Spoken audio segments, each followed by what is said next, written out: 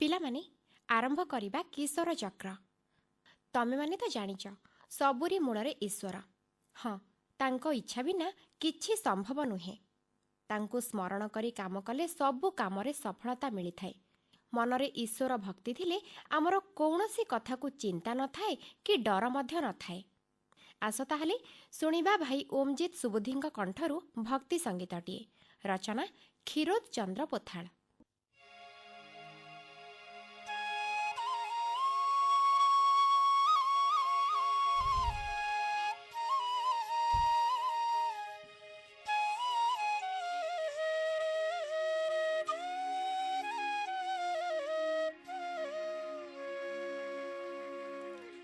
मोर डर नाही आउ काहाकू, मोर भय नाही आउ काहाकू, मोर डर नाही आउ काहाकू, मोर भय नाही आउ काहाकू।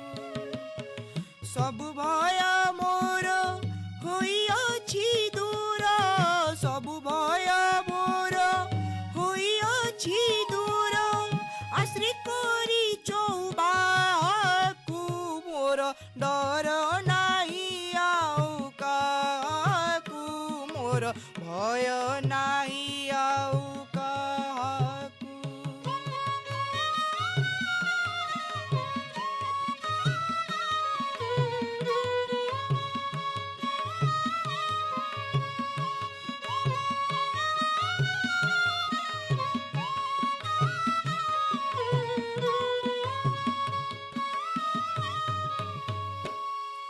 चौद भुवन जार भियाण, जार आज्ञारे हुए रात्र दिन, चौद भुवन जार भियाण, जार आज्ञारे हुए रात्र दिन, सुरासुर नर होइन आतुर, सुरासुर नर होइन आतुर, खोजिन पान्ति जाकू, मोर डर नाही आउ काहाकू, मोर भय नाही आउ काहाकू।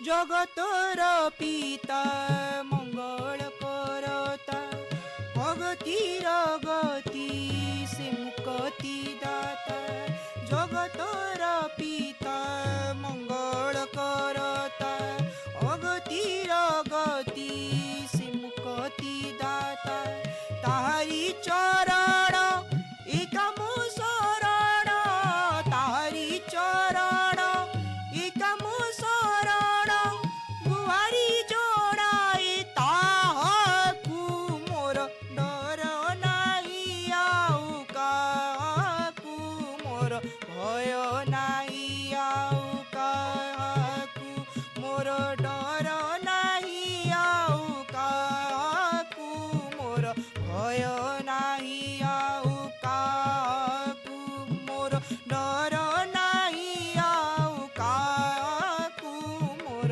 भय नाही आउ काहाकू। ପିଲାଏ, ଏ ସୃଷ୍ଟିର ନିୟମ ଅନୁସାରେ ଆମେ ସମସ୍ତେ ବନ୍ଧା। ଏହି ବିଶାଳ ଦୁନିଆରେ ଜନ୍ମ ହେବା ପରେ ଆମ ସମସ୍ତଙ୍କର ପ୍ରଥମ ଖାଦ୍ୟ ହୋଇଥାଏ କ୍ଷୀର। ଆଉ ତମେମାନେ ତ ଜାଣ କ୍ଷୀର ସ୍ୱାସ୍ଥ୍ୟ ପାଇଁ ହିତକର। କ୍ଷୀରରେ ପ୍ରଚୁର ପରିମାଣରେ ପ୍ରୋଟିନ୍ ଏବଂ କ୍ୟାଲସିୟମ୍ ଥାଏ, ଯାହାକି ଆମର ହାଡ଼ ଏବଂ ମାଂସପେଶୀକୁ ମଜବୁତ ରଖେ। ଆଉ ତମମାନଙ୍କୁ ତ ନିହାତି ଭାବରେ ପ୍ରତ୍ୟେକ ଦିନ ଗୋଟିଏ ଗ୍ଲାସ୍ କ୍ଷୀର ପିଇବା ଆବଶ୍ୟକ। ସତରେ ପିଲାଏ, କ୍ଷୀରରେ ବହୁତ ଉପକାରୀ ଗୁଣମାନ ରହିଛି ଗୋଟିଏ ଉତ୍ତମ ସ୍ୱାସ୍ଥ୍ୟ ପାଇଁ। ଆଉ ଏଇ କଥାକୁ ଲୋକମାନେ ଜାଣିବା ପାଇଁ ପ୍ରତିବର୍ଷ ଆଜିର ଦିନକୁ ମାନେ ଜୁନ୍ 1 ତାରିଖକୁ ବିଶ୍ୱ ଦୁଗ୍ଧ ଦିବସ ଭାବେ ପାଳନ କରାଯାଉଛି। ଆସ ଏ ବିଷୟରେ ଅଧିକ କିଛି ଶୁଣିବା ଓ ଜାଣିବା। ତମମାନଙ୍କୁ କହିଛନ୍ତି ଲକ୍ଷ୍ମୀକାନ୍ତ ଖୁଣ୍ଟିଆ। ପିଲାମାନେ, ତୁମେମାନେ ସମସ୍ତେ ପ୍ରତିଦିନ କ୍ଷୀର ପିଉଥିବ। ସେହି କ୍ଷୀର ଏକ ଅପାରଦର୍ଶୀ ଧଳା ତରଳ ପଦାର୍ଥ।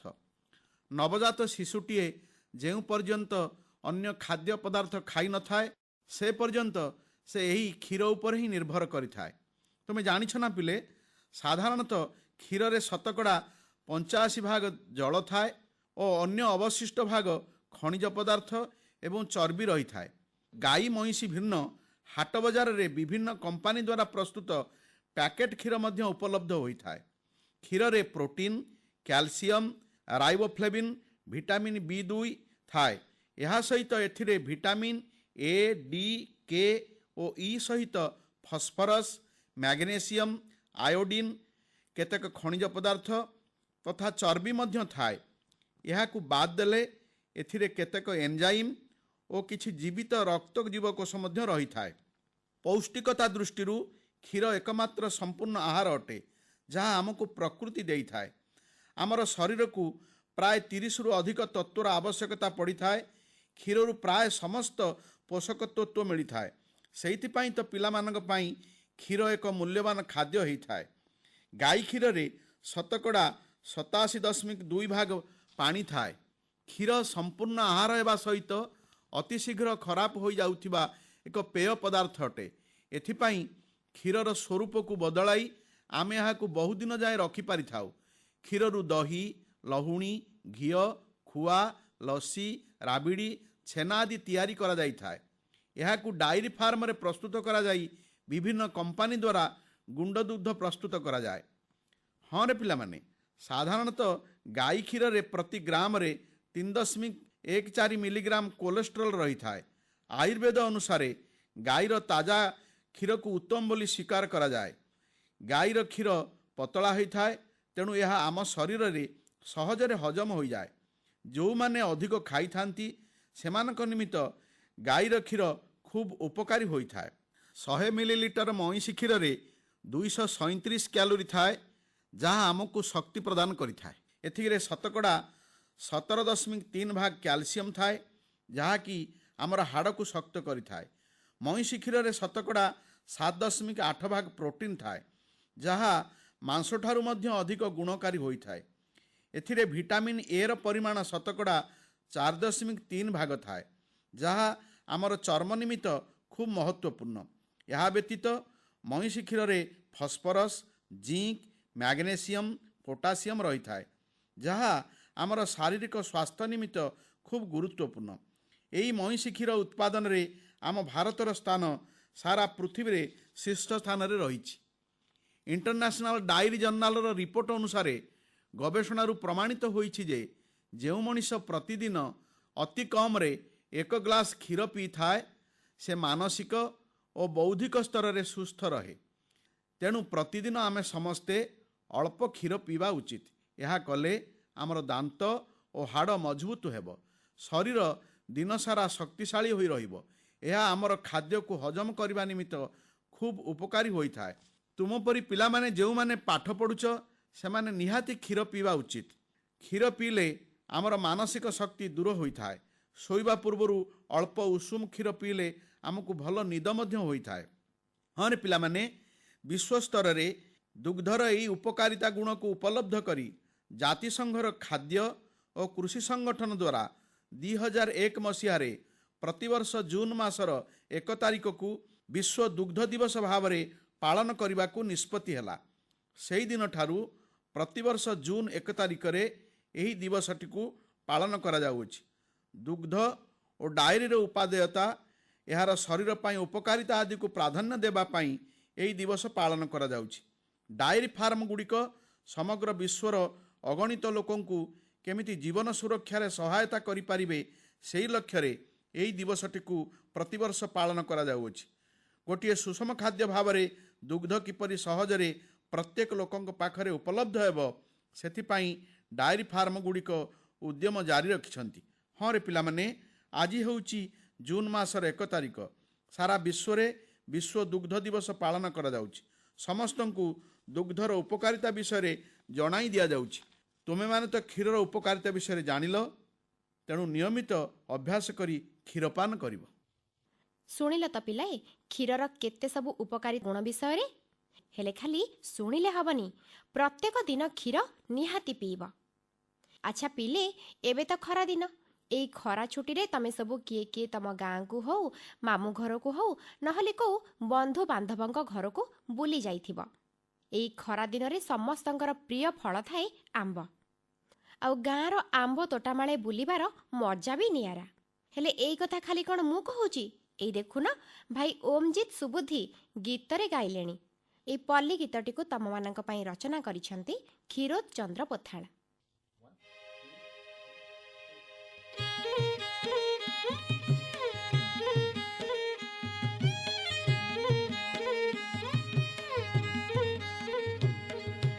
ବହଳିଆ ଆମ୍ବ ତୋଟା ତଳେ ତଳେ ସହିରେ ବହଳିଆ ବହଳିଆ ଛାଇ, ବହଳିଆ ବହଳିଆ ଛାଇ। ନିଛାଟିଆ ଖରା ବେଳେ ଏକାଟିଆ ହୋଇ ତୁଇ ବସିଅଛୁ କାହା ପଥ ଚାହିଁରେ, ବସିଅଛୁ କାହା ପଥ ଚାହିଁରେ।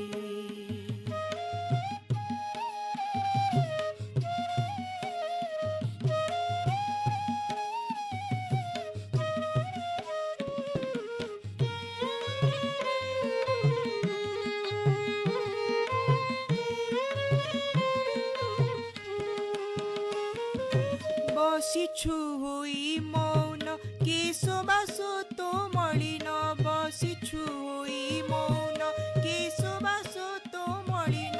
দুরুনি রেখি কইলি করই তো তেটাহুলি, কুহু কুহু কুহু বলি কহি রে। বসিছু কাহা পথ চাহিরে, বহলিয়া আম্ব তোটা তলে তলে সহিরে বহলিয়া বহলিয়া ছাই।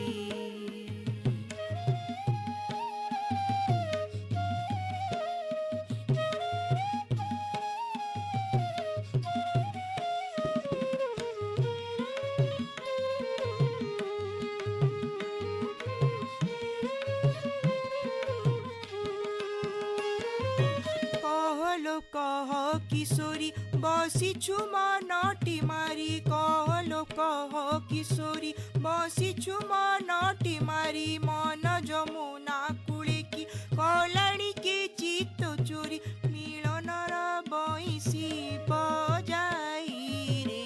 বসিଅଛୁ কাহা পথ চাহিরে, বহলিয়া আম্ব তোটা তলে তলে সহিরে বহলিয়া বহলিয়া ছাই। নিছাটিয়া খরা বেড়ে একাটিয়া হই তুই বসিଅଛୁ কাহা পথ চাহিরে, বসিଅଛୁ কাহা পথ চাহিরে, বসিଅଛୁ কাহা পথ চাহিরে, বসিଅଛୁ কাহা পথ চাহিরে। ପିଲାମାନେ, ସେ ଥିଲେ ପ୍ରାଚୀନ ଭାରତର ମହାନ ରାଜା। ସେ କଳିଙ୍ଗକୁ ପରାସ୍ତ କରି ନିଜ ଆୟତ୍ତରେ ରଖିଥିଲେ, ଯାହାକି ତାଙ୍କ ପୂର୍ବପୁରୁଷ କରିପାରିନଥିଲେ। ଏବଂ ସେ ବୌଦ୍ଧ ଧର୍ମର ପ୍ରଚାର ଏବଂ ପ୍ରସାରରେ ବିଶେଷ ଭୂମିକା ବହନ କରିଥିଲେ। ହଁ, ସେ ହେଉଛନ୍ତି କଳିଙ୍ଗ ସମ୍ରାଟ ଅଶୋକ। ଆସ ତାଙ୍କ ବିଷୟରେ ଶୁଣିବା। ତମମାନଙ୍କୁ କହିଛନ୍ତି ଅନସୂୟା ମିଶ୍ର।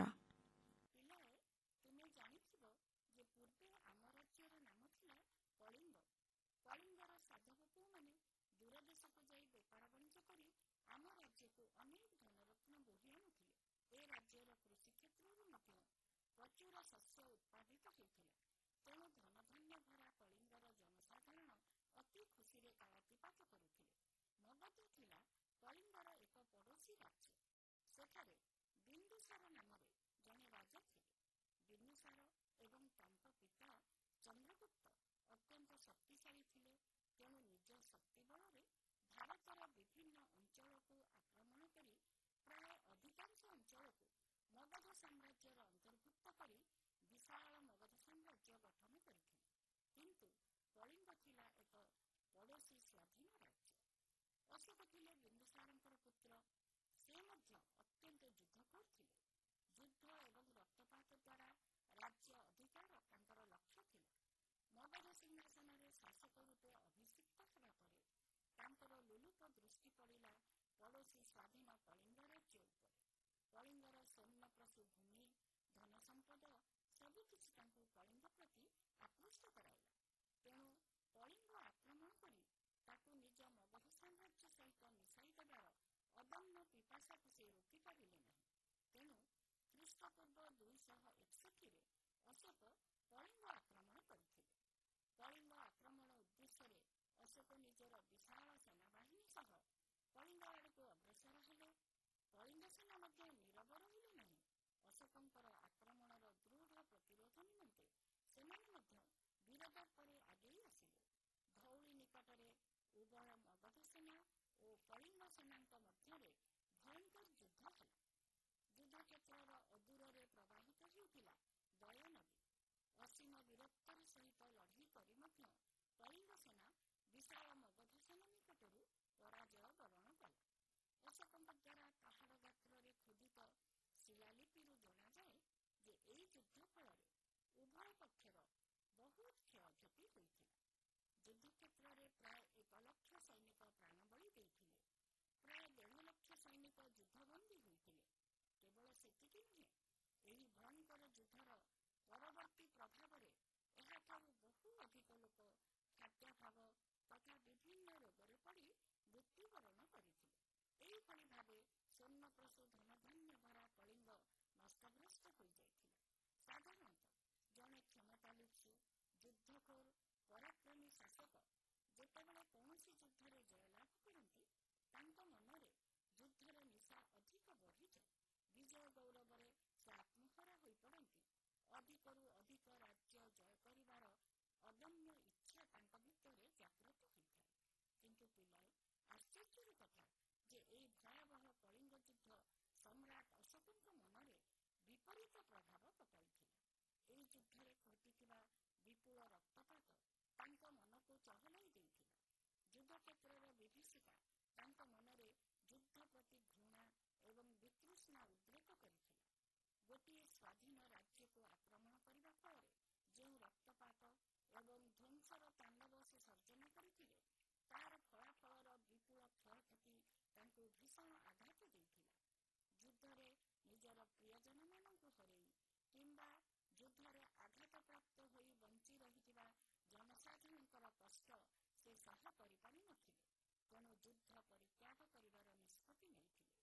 କଥିତ ଅଛି, ଉପଗୁପ୍ତ ନାମକ ଜଣେ ବୌଦ୍ଧ ଶ୍ରମଣ ସମ୍ରାଟ ଅଶୋକଙ୍କୁ ଯୁଦ୍ଧକ୍ଷେତ୍ରର ବିଭୀଷିକା ତଥା ଯୁଦ୍ଧକ୍ଷେତ୍ରରେ ମୃତାହତ ସୈନିକମାନଙ୍କର ରକ୍ତରେ ରଞ୍ଜିତ ଦୟାନଦୀକୁ ଦେଖାଇ ଯୁଦ୍ଧର ଅସାରତା କଥା ବୁଝାଇଥିଲେ। ତରବାରୀର ଜୟ ପ୍ରକୃତ ଜୟ ନୁହେଁ। ଜଣେ ସୁଶାସକ ହେବା ନିମନ୍ତେ ଜନସାଧାରଣଙ୍କର ବା ପ୍ରଜାମାନଙ୍କର ହୃଦୟକୁ ଜୟ କରିବା ହିଁ ପ୍ରକୃତ ଜୟ ବୋଲି କହିଥିଲେ। ଆଉ ହୃଦୟ ଜୟ କରିବାକୁ ହେଲେ ଧର୍ମ ଏବଂ ଶାନ୍ତି, ଏହି ଦୁଇଟି ଅସ୍ତ୍ର ଆବଶ୍ୟକ। ଉପଗୁପ୍ତଙ୍କର ଏହି ବାଣୀ ଅଶୋକଙ୍କର ହୃଦୟକୁ ସ୍ପର୍ଶ କରିଥିଲା ଏବଂ ଅଶୋକ ସେହିଠାରେ ହିଁ ଚଣ୍ଡାଶୋକରୁ ଧର୍ମାଶୋକରେ ପରିବର୍ତ୍ତିତ ହୋଇଥିଲେ। ବୌଦ୍ଧ ଧର୍ମରେ ଦୀକ୍ଷିତ ହୋଇଥିଲେ ଏବଂ ଏହି ବୌଦ୍ଧ ଧର୍ମର ମୂଳମନ୍ତ୍ର ହେଉଛି ଅହିଂସା। ସେତେବେଳେ ବୌଦ୍ଧ ଧର୍ମ କେବଳ ମଗଧ ସାମ୍ରାଜ୍ୟ ଏବଂ ଭାରତର ଉତ୍ତରାଞ୍ଚଳର କେତେକ ସ୍ଥାନରେ ମାତ୍ର ସୀମିତ ଥିଲା। କିନ୍ତୁ ବୌଦ୍ଧ ଧର୍ମ ଗ୍ରହଣ କରିବା ପରେ ଅଶୋକ ଏହି ଧର୍ମର ପ୍ରସାର ପାଇଁ ଯତ୍ନ କରିଥିଲେ। ଫଳରେ ଏହା କେବଳ ଭାରତରେ ନୁହେଁ, ବରଂ ପୃଥିବୀର ଅନ୍ୟାନ୍ୟ ଦେଶରେ ମଧ୍ୟ ପ୍ରସାର ଲାଭ କରିପାରିଥିଲା।